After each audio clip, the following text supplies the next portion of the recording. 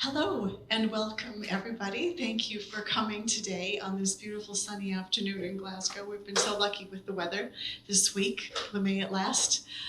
Thank you, Philip, for our first public event that we are cooperating with between Reboot the Future and EcoCiv.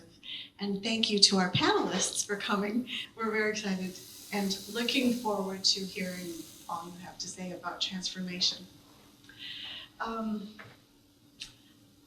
Nowadays, there's just so much to remember on how to behave politically, socially, environmentally. We have to be so conscious about how we speak and what we do. Politically correct, we all know that. There's a lot of do's and don'ts that we have to remember. So at Reboot the Future, what we try to present is a very simple principle to help you, in a simple way, know how to behave in the right way. We have a modern day version of what some people call the golden rule, which is treat others and the planet as you would wish to be treated. There's a lot that I could say about that, but I'll try to keep it brief. Historically, it's been around a long time, thousands of years. Politically, it's not left or right because it's the core of being human. Culturally, we see it all over the world, and it's in all religions, it's ancient philosophers, it's in the indigenous cultures as well. Why? Because it is the core of being human. It's in our hearts from our birth.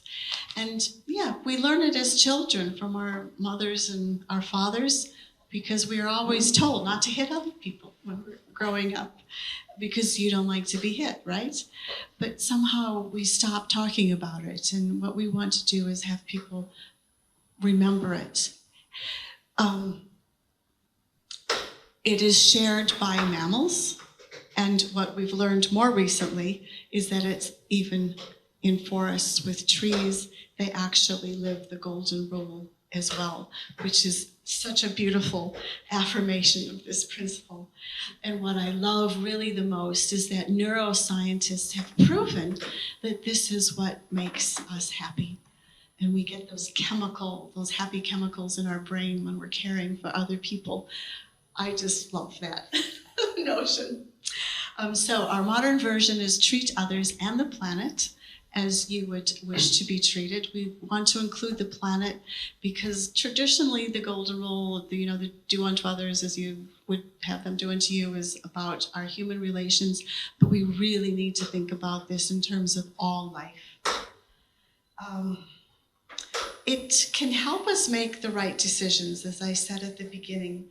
So it really begs us to ask the question on a daily basis, do we want to be hurtful or do we want to be helpful? Do we want to be the predator or do we want to be the healer? Do we want to dominate nature or do we want to live in harmony with nature? Do we want to be the one that's shouting and screaming or do we want to be the peacemaker who's trying to collaborate? So lots of questions to ask on a daily basis.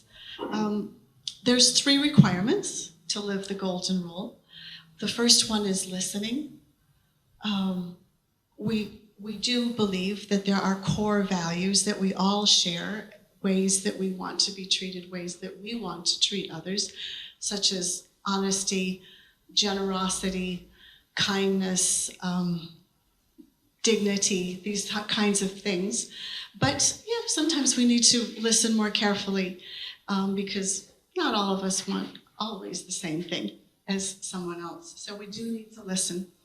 And then we have to have courage because sometimes we need to step out of a tradition or a religious training or a corporate atmosphere to stand out for this principle. And then, of course, the golden rule pleads us to do or don't do, treat or don't treat. So it's about action. So listening, courage, and action. Don't want to lose my bot here. At Reboot the Future, we organize conversations between leaders, between students, between different generations, between sectors as well.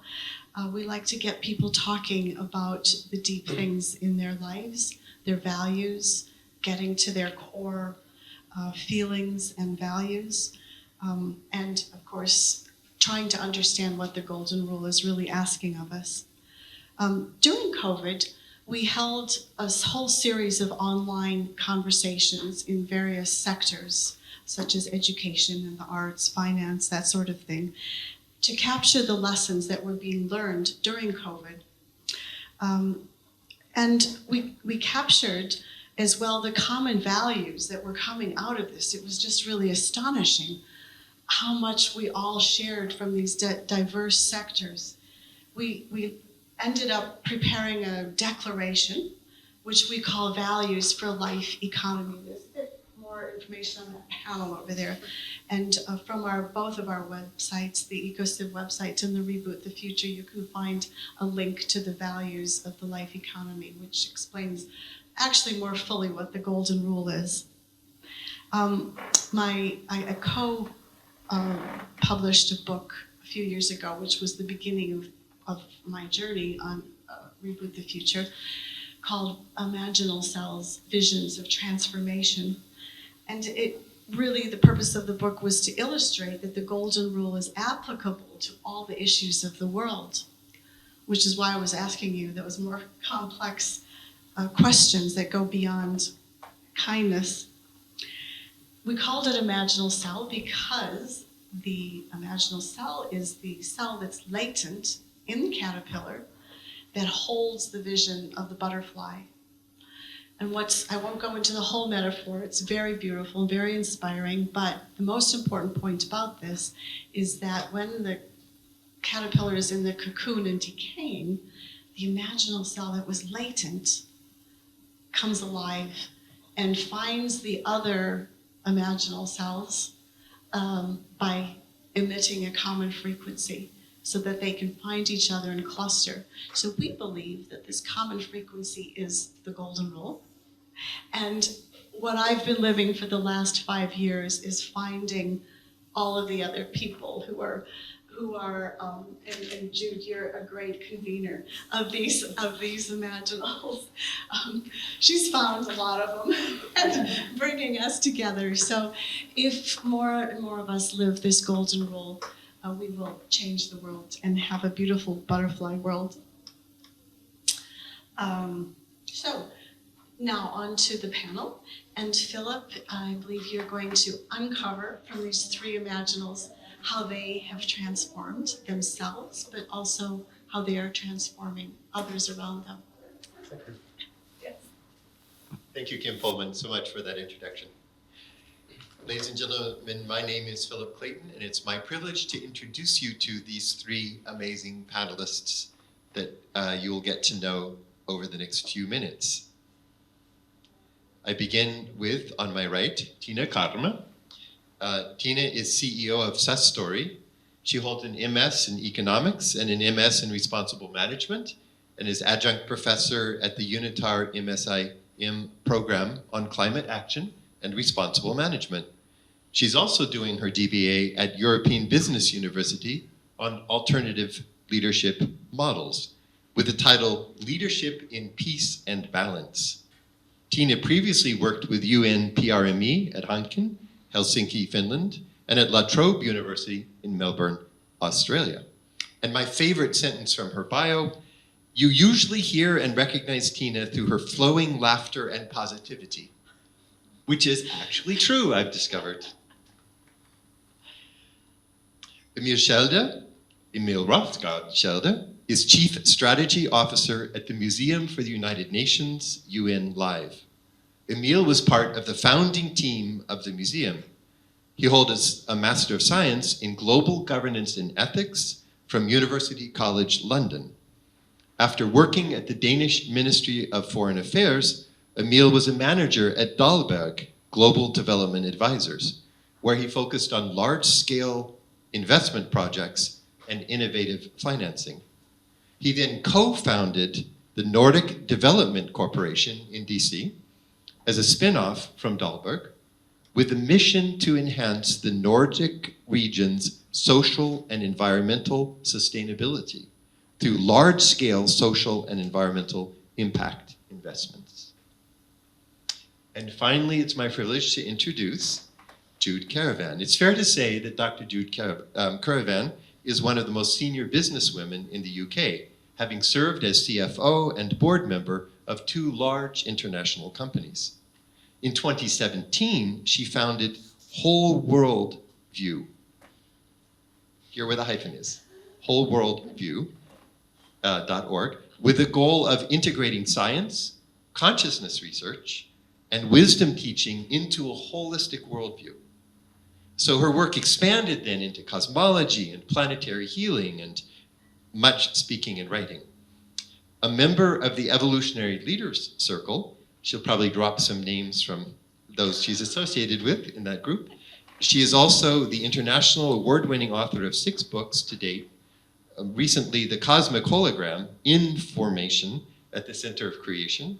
And please watch for her next book, Gaia, Her Story, which is due for publication in 2022.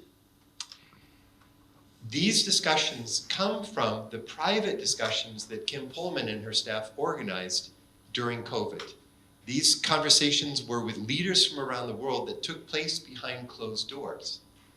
And what we want to do is to bring these to the public for the first time.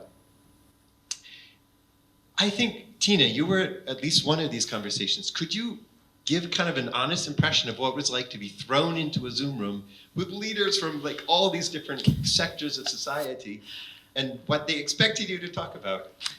Yeah, that was an interesting experience, and my first reaction when we were supposed to talk about values was that no, can't be done. I'm from Finland. We don't have these conversations, like no.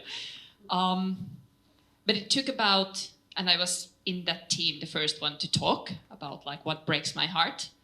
And with a bunch of strangers. With a bunch of strangers, and I sat there for like 1 minute, panicking. And like when I just looked at the other people, something changed. And then I started talking. And it actually started feeling quite nice. I'm ashamed to admit, but it was really nice. As somebody from Finland. As somebody from Finland, yeah. No, it was really nice, and like, it was just minutes, and it transformed. Mm-hmm. Mm-hmm. Well, I hope that we can have that kind of conversation.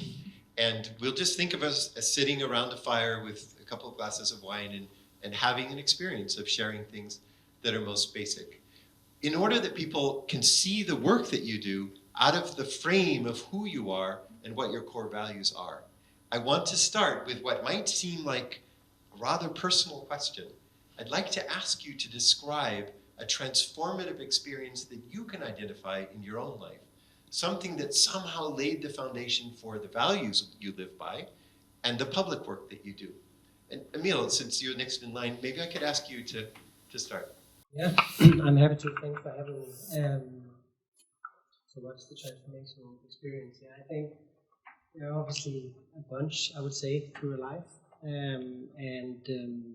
The first one I had really, I think, was that I went to a school, even though I'm from Denmark, so it shouldn't be too rough. But there are rough schools in Denmark too.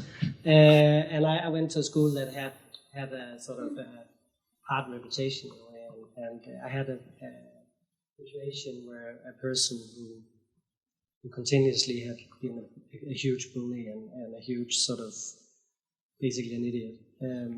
He had several times sort of been after a friend of mine, and he was 5 years old, quite a big guy, and one day he stole his food or something like that.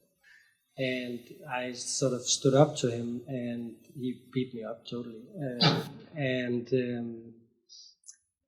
That was obviously not in the situation quite nice, but I think anyway it was sort of a formative moment because I really felt that I had to, because it was like ongoing, and I think it's something that has recurred to me in many different ways in the professional work that I've done, that I've had similar experiences of doing something that was wildly, from my own point of view, stupid, but because I felt like I had to really stand up for it. I'd stop there. Mm-hmm. And I can go on with others, but I'd love to hear from But yeah, you instead. let's do the whole panel and circle back around and see sort of how those kinds of experiences became formative for each of you. Jude, do you want to share something? I'd love to. I mean, first of all, I'd like to thank Tina for how she described our conversations, because that was exactly my experience. You know, in that lovely space, people were willing to be vulnerable. And so we started to tell stories about ourselves. And when we share stories, we just realise our common humanity. And, you know, for all the apparent differences, we sort of start to drill down. And I think that's what Kim is really saying about the golden rule. So I know we'll come back to that, but mine started slightly differently. Absolutely. I was the one who beat up somebody because they were much bigger than me, and they hit me, and I just said, I'm not standing for this. So I get that. I think I was quite a lonely child, and when I was 4 years old, a discarnate light came into my room. In the corner of my room, just a light. And at 4 years old, it's like, hey, what's not normal? And so that light started to speak with me. And that began a lifelong journey of many, many transformational experiences. But right from that very get-go, I think what has been shown is that the appearance of our world is not its deeper reality.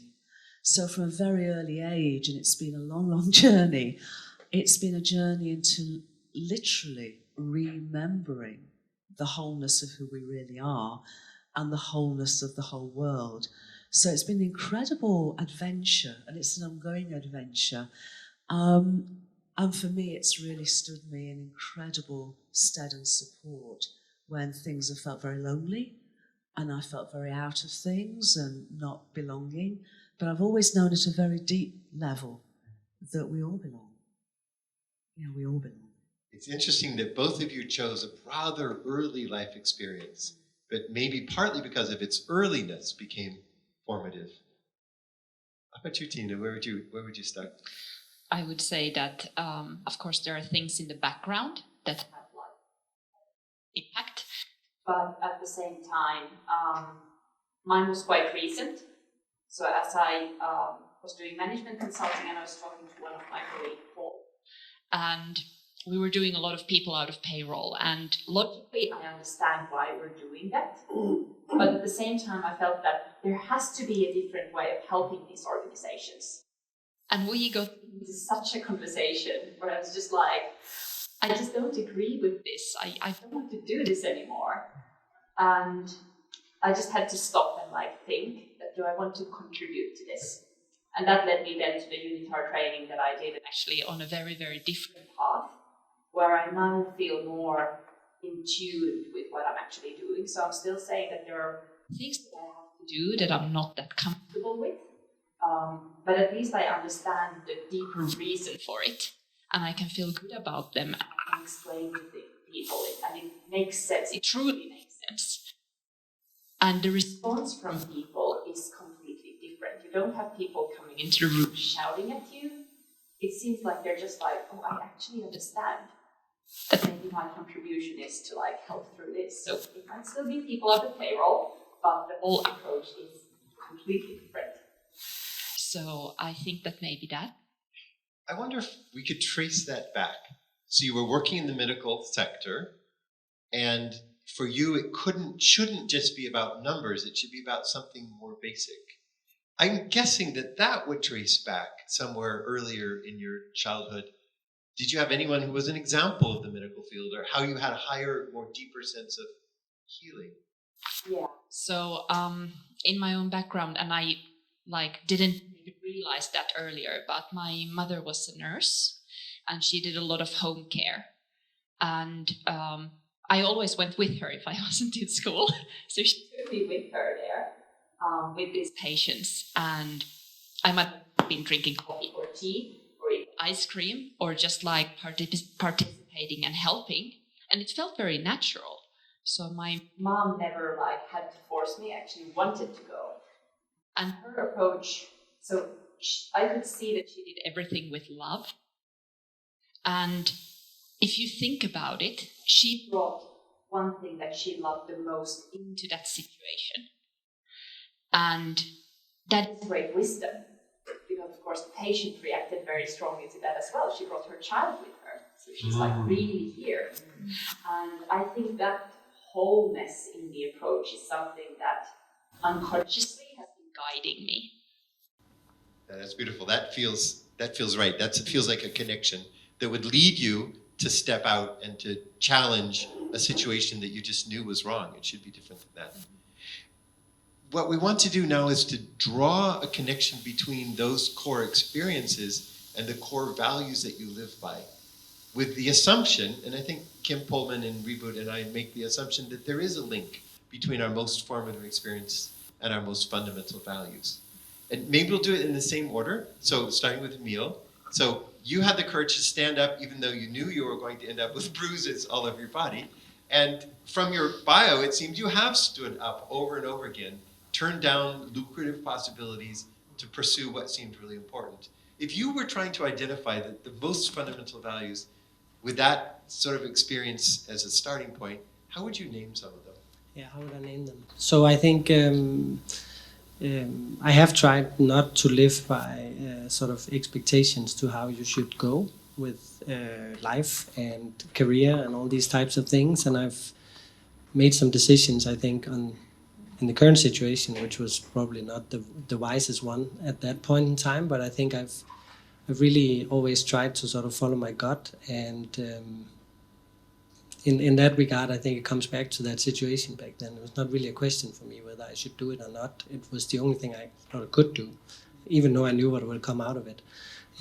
So I think courage has always been something that I've seen as a value for me, and something that I had to stand up for. And I think next to that, generosity towards other people, for me, that uncovers into empathy, listening, some of the things Kim mentioned. But essentially both being extremely generous with yourself in the meetings with others and show some of that vulnerability that we talk about here, but also being generous in the way you meet other people and treat them, everybody, with the same level of respect and belief that everybody has something to contribute with. So I think that's probably the second one. And the last one is sort of significance, which is around the fact that you only have the time you have here. And I think for me it's super important that I spend it wisely and that I contribute to something that make a difference. And I've worked in the Ministry of Foreign Affairs in Denmark, and I didn't really find that super significant. And it didn't drive a lot. I think it was a lot about moving papers around. And so I also had to sort of leave that, even though it was a good opportunity. But I think that's probably the last part. And those three in sort of a whole has been my sort of moral compass in the way I've led people at different places, but also in terms of how I've led myself, essentially. You have a remarkable ability to sort of name things clearly and sharply in a way that we can sort of see in your eyes is indeed the compass that you've lived by over the years. Tina, it's not always so easy, but can you name what are some of the fundamental values that have guided your presence in the world? Yeah, I have to say that usually it is this like humbleness and strength, like a combination of those. And then, as I mentioned, this like wisdom through love. But I have to say, just listening now, like to the things that is coming, fear. And just because, well, the conscious conversation was just like, no. And it's the fear that takes over. And listening to you with this bully, I would just probably be like, I would want to, and I know what I'm supposed to do, but like, no, I'm just gonna back away and just like try to feel safe instead of like all of that fear. And also the fear of confronting this person, like at work, and not knowing what you're getting yourself into. And the fear when people say that you're destroying your career, what are you doing? It's like, I don't know. It's quite scary. So I think that that's like one thing as well, and just dealing with that. And every now and then maybe being afraid and not knowing how to deal with it at all. And just like finding those people to maybe talk about that with, and also this is just coming to my mind now, but also giving yourself enough grace and being patient with yourself, because sometimes the fear rules. So that's kind of like fear. I think that it guides us more than we want to admit. Good for you. You told me before you liked authentic answers. I can hear it already. Jude, you have a very complicated, it's at first sight, answer to the question of core values, because it doesn't start with something that sounds like a value, but this word worldview. Can you say why that's a part of your answer to what guides you? Yes, I think you were mentioning earlier, Philip, about our formative experiences, and absolutely, they do drive so much. But for me, having my adventures in Wonderland and walking between worlds all my life and realising that the nature of reality was much deeper, much grander than, often we're led to believe, and our societies sort of limit us in. I began to realise and study just how our worldviews drive our behaviours. So if we believe, if we buy into, if we have a worldview of materialism and separation, then that's ultimately what drives our behaviours, and not just individually, but collectively. And so a lot of my life has been trying to understand, how our worldviews do that, but also realising that perhaps collectively we have a relatively fragmented worldview. And so it seems to me that if there's an opportunity for us to heal our worldview, which is really healing our relationship with the nature of reality itself as this much deeper, grander, more loving wholeness, then we have an opportunity perhaps collectively to change our behaviours. So although that drives me personally, I feel it's a deep driver in the way we've collectively been in the world, and at a point when we really need to wake up from that illusion of separation. Because as a cosmologist, I've spent most of my life, I started studying quantum physics when I was 5 years old, as you do. As you do. So for me, as a cosmologist, as a scientist, as well as someone who has great curiosity on this subject, and realising that the true nature of reality is wholeness, how can we bring that into our lives, personally and collectively? Yeah. Beautiful. So we're here at COP26, and this conversation is about the situation that we as a planet and all life on this planet face. We had the unusual beginning in the first half of our discussion to begin with personal experiences and values, but I hope it's clear by now why it was so important to get that on the table first. For the second half, we want to just focus on action, on things that you're seeking to bring about in the world to address the situation that we face on the planet today. And I think I want to go right to the core of all the efforts you do. Can you name what outcome, what result you're most focused on? It might be one thing very specific, building a certain kind of organization. It might be something very general. I don't know, you haven't told me yet. But I'd love just to ask whoever wants to start to name that outcome that you're most working toward, and what the steps are, and the reasoning is that that's what you're invested in. And then we'll just see kind of where the conversation leads. We'll make sure everybody has a chance to get that out. But let's see what we can do here at a gathering of world leaders that is aimed toward action, to highlight the kinds of actions in this sphere that you're all involved in as well. I'm happy to go. I think it relates a bit to what you said, and I think what I helped set up this organization called Museum for the UN. UN Live is the name that we typically refer to.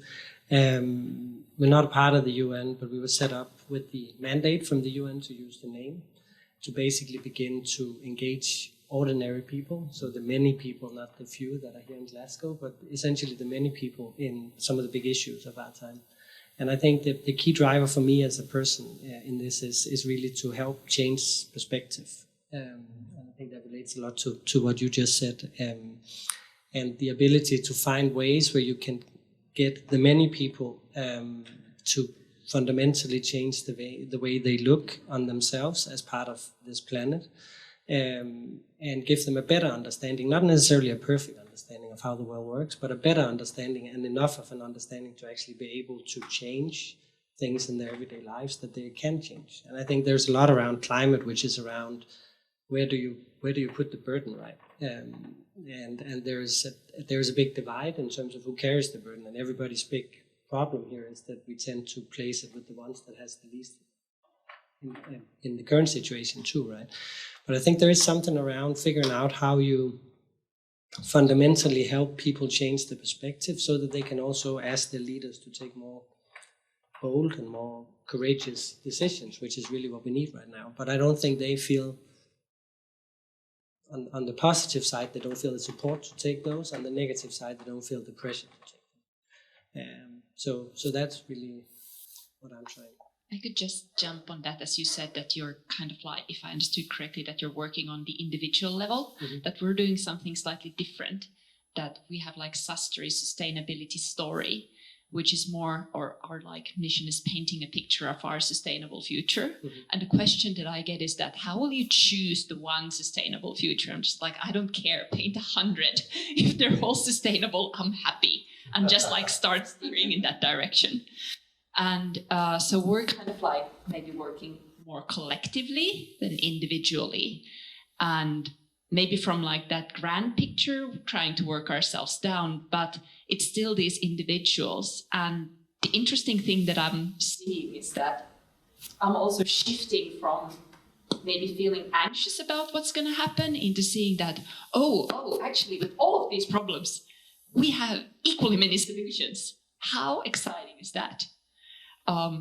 And I'll be honest again, like it goes a bit back and forth. I'm just like, yes, we can do it. No, we can't. Yes, we can do it. No, we can't. Sort of no, like, but it's kind of like probably slightly different. It is, maybe it is actually not. I think the fundamental thing is that there's a belief that people can drive change, and there's a need for them to essentially recognize their own ability and agency. No matter who you are and where you live, there's something you can do. So you don't have to move a mountain or start a big new NGO or anything like that. It starts with you and starts in your everyday life. And I think that's really what we try to connect to. We try to do it in ways where we don't put up thresholds for people to make it difficult. Right now it's difficult to engage in this conversation. It's not super inclusive. Can you share a story that has inspired you through the Museum for the United Nations? Because you feature, I mean, the website's very clear, it's very attractive. But tell us one that would draw us in and see what the power of this approach is. I'm a skeptic. What does it matter? Why would you say? So I think that the core thing for us and how we try to, we're a cultural institution, we work with culture, and we also feel that culture is something that is completely under-leveraged at this point in time in terms of changes, right? So if you look back in history, culture has been used as a really, really powerful tool for a lot of bad things.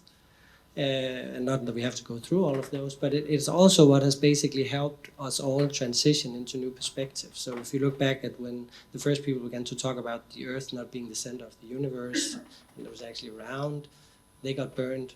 And then there was a whole sort of movement around the cultural sector that began to tell new stories around how we are here in the universe together with others, etc. And I think that was essentially flipped the coin for the many people and created sort of critical mass or tipping point around a certain perception of things.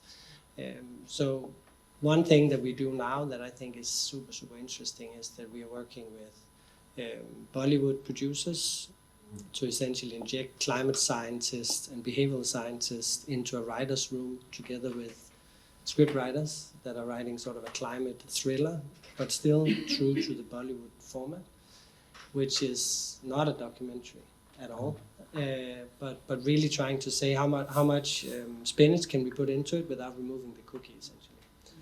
And then get to as many people as possible, essentially on their phones, because that's where people consume culture and content.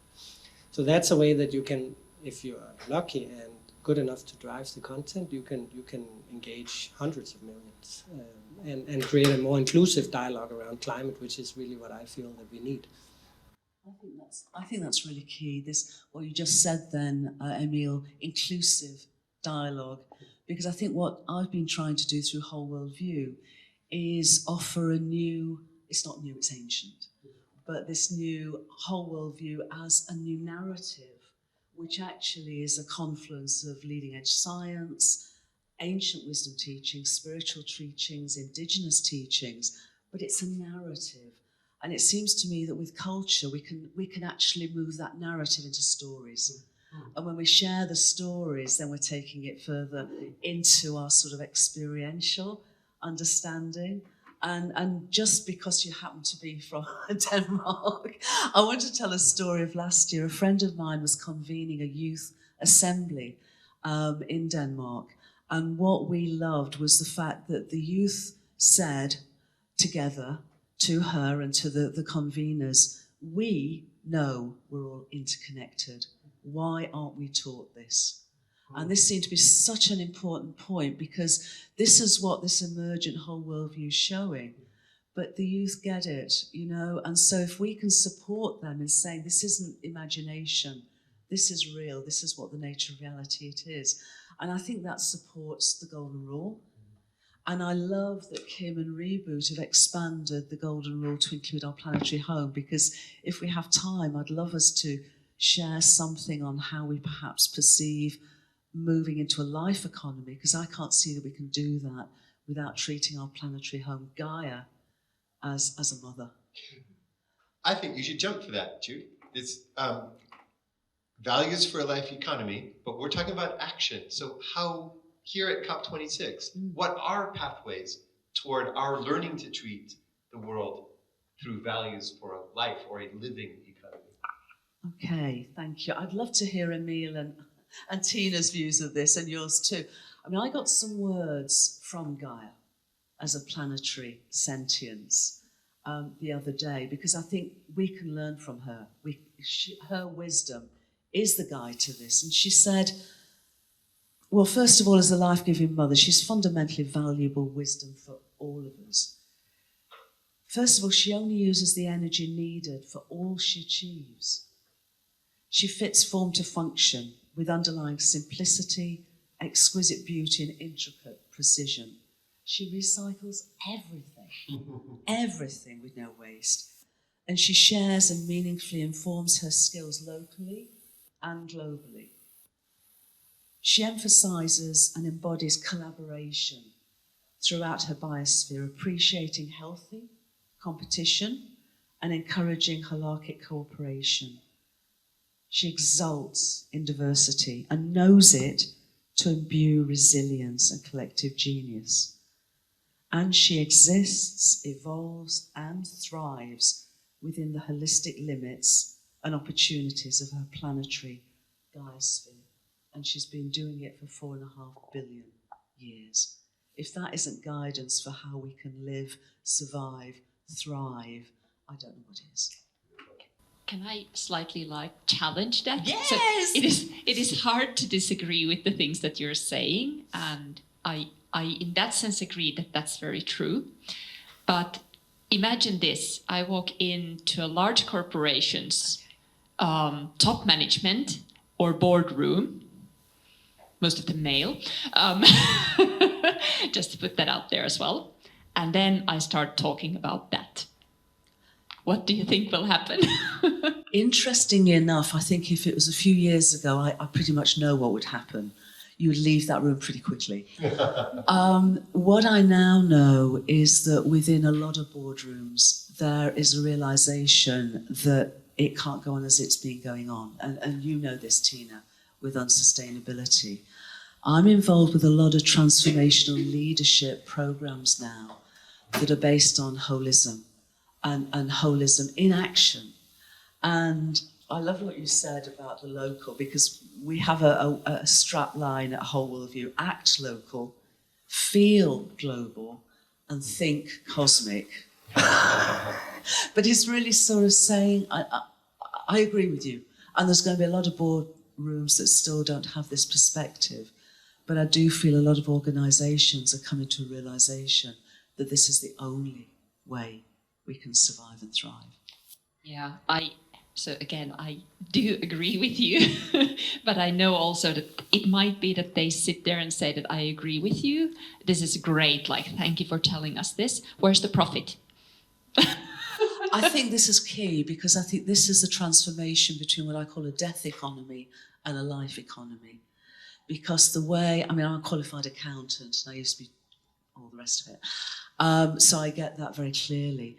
The point of it is profit becomes irrelevant if there's no planet, you know? And so, you know, and there's something called... Got us there. You got us there. And there's something called opportunity cost, that if you don't act, the consequences are far worse. So I guess the question is, how do we help, support, nurture a perspective that realises that and transforms a death economy into a life economy? Yeah, and I would just want to add to that this brings me back to the fear part, that conversation is a really hard conversation to have, and it is hard not to be intimidated in those situations. And we come from the Nordics, and I know that a lot of places think that we're very advanced in this, and I think that the Swedish culture with where you have this negotiation and try to find a common sense and all of these things, I come not that far ahead in that way of working, but anyway, those conversations are still really hard, or at least I don't know if you agree with me, but those discussions are really hard, really, really hard. So I hope that we will get there, but I still feel that we're quite far from it. Emil, how do we have the hard conversations? Can I ask a Nordic person that question? How do we have? I think Denmark is more like Finland in this regard. I think this Swedish culture around decision making is different than those two countries. But I think I think there are obviously many ways that you can go about driving this change, right? And one of the things is that it can happen from visionary boardrooms that can take decisions and make their big machines go one way or another way. And I think it's probably both and, but I think the most important thing is that you begin to really work with the many people. I mean, obviously the few, those are targeted, but they're also very over invested into right now. Everybody's targeting them. Essentially, they're going to make decisions around where their profit sits, right? And if you want to have McDonald's go vegan or whatever it could be, there needs that idea. Yeah, they would probably also love it if they could continue their business. I don't know, but essentially there would also have to be someone actually demanding it, right? And I think that's the situation we're in right now. And I think we are in dialogue with a number of very large corporates around how to work with their user base or customer base in interesting ways. And I think it's really it's a matter of getting the ball rolling and get to a point where they can see themselves actually also exist in a new scenario. And I think for many of them it's difficult right now. I'm not a corporate leader, so I don't know the inside of their brains, but from the conversations we have, it seems like they need to see that there is a growing demand. Doesn't need to be full on, but a growing one. I'll just jump on that demand part, because if I turn my eyes towards the youth, whom we also work quite a bit, and the training and education that I'm doing, of course, the youth is there. And you feel free to disagree completely, but I feel that what they think that they're doing in comparison to what they're actually doing is very, very different. And therefore, when you have this conversation with them, they are you seem very aligned. Then they go and do something different, and when you point that out, they're going to get mad at you. They're just like, well, you're destroying our planet, so you're not in a position to judge me. And I was like, oh, did not see that coming. How are we going to move past this? So I think that what you're saying is that, so I agree with it, that there might be a demand, but is the demand really there? Are we really there? Are the youth really there? And doing all of these things and contributions, I'm not quite sure. I'm very skeptical towards that, actually, to be honest. So if the demand isn't there, if the boards are skeptical, but we all agree on the values, every now and then I feel lost on how we're going to move forward. Actually, I would like to pick up on Tina's question, because we have to realize that we're not painting a rosy picture of this transition. It's not going to be easy. And I want to ask, what are signs of the first sprigs of the spring that can grow? What are the first signs that you see that where the growth, the transformation may lie? The ones that we hope and pray will be the ones that bear fruit in the coming years. I would actually interested in each of you. What gives you hope? Or rather, what are the signs for hope?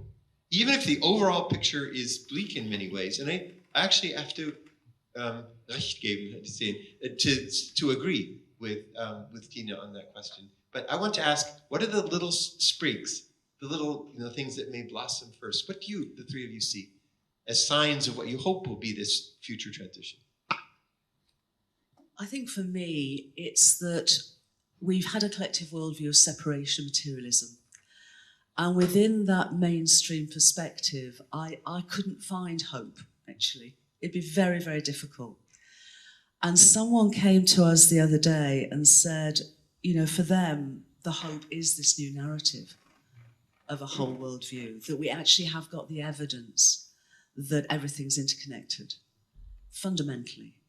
And so I know that evidence as such doesn't necessarily change minds, but it seems to me that more and more people who are creative, people who are leaders in whatever their organisations are, many are waking up and in their own lives, in their own experience, realising this interconnectedness. Indigenous peoples have been trying to share their perspective of this for a long time, and I'm delighted that more and more Indigenous voices are being heard. And I don't know whether we're going to make it. I don't know whether we are going to get a tipping point where sufficient people, remember, wake up to realise that we are inseparable. If we have that tipping point, then I have incredible hope. But if not enough that don't turn the dial, then my hope diminishes accordingly. But I'm Christiana Figueres said the other day, I'm a stubborn optimist. Good for her. I stand with her on that one. Good for her. Brilliant. Emil, you in life, what would give you more opportunity to see these signs globally than your current position, which you helped found? Can you talk to us about things you see that if we hit the tipping point, may be part of it? Yeah, I think I'm also very stubborn and very optimistic, and I do see a lot of good signs out there, both on the more sort of abstract level, but also very concretely. So if on the abstract thing, I think there's nothing, we can't talk about COVID as a positive thing, but there's something in that has linked people together and shown a sort of common vulnerability that faces all of us, no matter who we are. It faces obviously some more than others, but somewhat there has been an opportunity to create a different type of dialogue, also in terms of connection to nature, because nature has flourished in this period, right?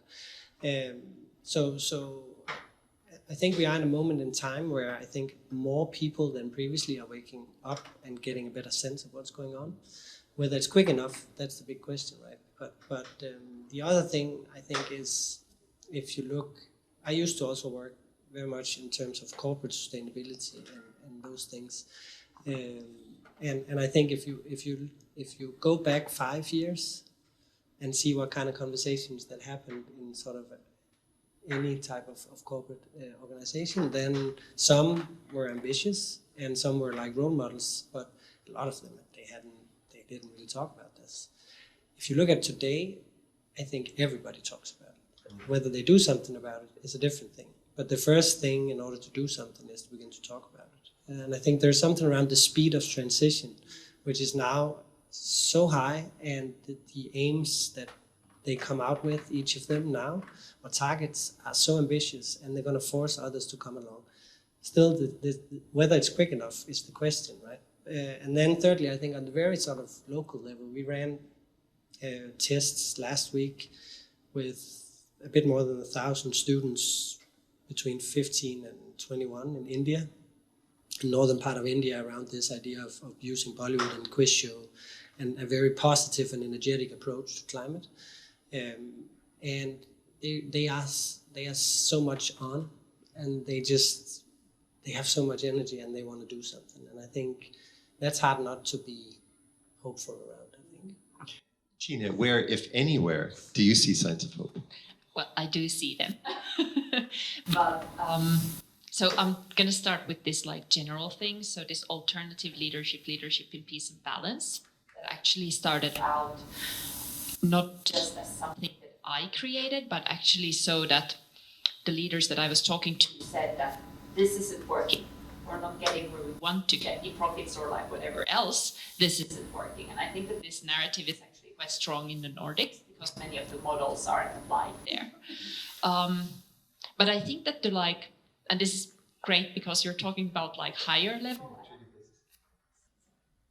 So you're talking about higher level things, and I'm like now going down to the personal part. So, and slightly like back to the conscious conversation. Something happens there in people, and not with everyone, but with most of the people, because they open up to a possibility of something different. But I would go even further down. So I'll take one conversation, let's call her Susan, or like we can call him Adam as well, where we talked about leadership. And I could see this person because they were literally sitting like this and just like, this isn't working. There has to be something else. Tina, why aren't you giving me that something else? I don't know what it is. We have to explore it together. And I could see that desperation.